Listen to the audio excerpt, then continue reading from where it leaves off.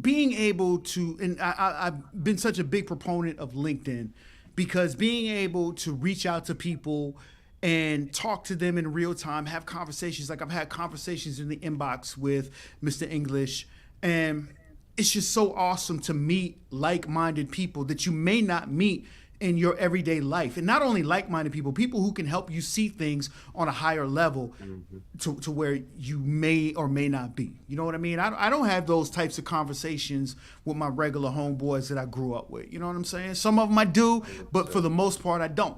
You know what I mean? So I love LinkedIn for that. And once again, shout out to Anthony English. Yeah, and just as a side note, and this is because I know there's a lot of musicians that watch this show, and it's like everybody's following the same mentors. You know what I mean? And all they can teach you is the music, and the music can only go so far. You know what I mean? There's a reason that Bill Gates could buy the Migos 700 times.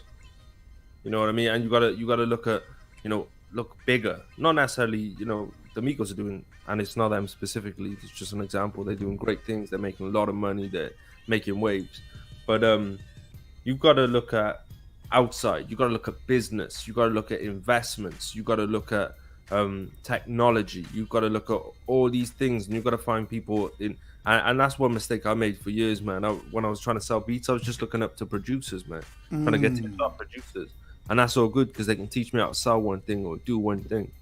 But we need to, vibrate higher by reaching higher frequencies and instead of having conversations with how we're going to make that next $100 beat sale. Let's have conversations with people that's going to teach us how to build 10 grand a month business. Hey, I apologize to interrupt you, man. I want to address the crowd. Jay Florio says, K, got to bounce. Appreciate y'all, man. Salute to Jay Florio, man. We appreciate you tuning in. You could have been anywhere in the world, but you sitting here rocking with us, man. So I just wanted thank you for interacting with us too. Yeah, absolutely, man.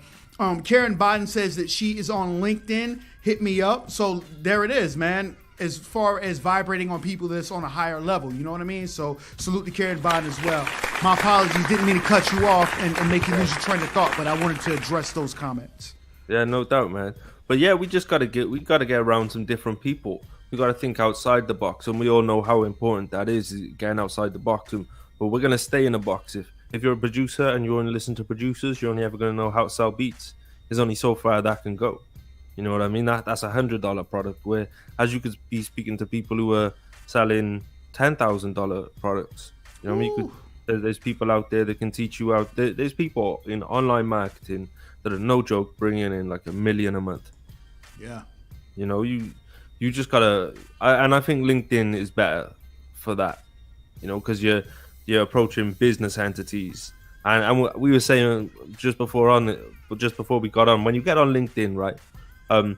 Don't carry the same energy from your other social medias over, because this shit's all trendy. Facebook, Twitter, it's all about the trendiness. But over on LinkedIn, it's business. They want to talk to you in a professional. I've lost the word, but just in a professional setting. You know what I mean? Professional vernacular. There it is. So don't be hitting people up on LinkedIn with the bruh and yo, check out my shit. You know what I mean? It's a different conversation to be had on there, and first impressions count. If you're looking outside of music and you're reaching out to people outside of music, they're not going to understand half of the things you say. So it's just like I remember that interview with Kanye West on the Breakfast Club a few years ago, where he said, "Oh, my technique's too harsh. I follow Dame in that sense. I went with Jay because he could teach me something different, because Jay knew how to move in a room full of vultures." Great analogy. Great analogy. You know what I mean? Like, Jay knows how to move in a room full of vultures. He knows how to be in a room with people who are, trying to bring him down. And he knows how, like Jay-Z could come and chill with you and smoke, and he'd know exactly how to talk to you.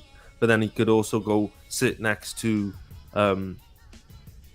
Bill Gates as an example, or Elon Musk. He could sit in that room and have a conversation with them too. And that's when we need to develop that universality, if that's even a word. Now, would you say universality? But it sounded better than universalness. So I just went with universality. Yo, I don't know. yeah, universality, man. We could do that. Yeah, Universalism. if it ain't a word you hear it here first.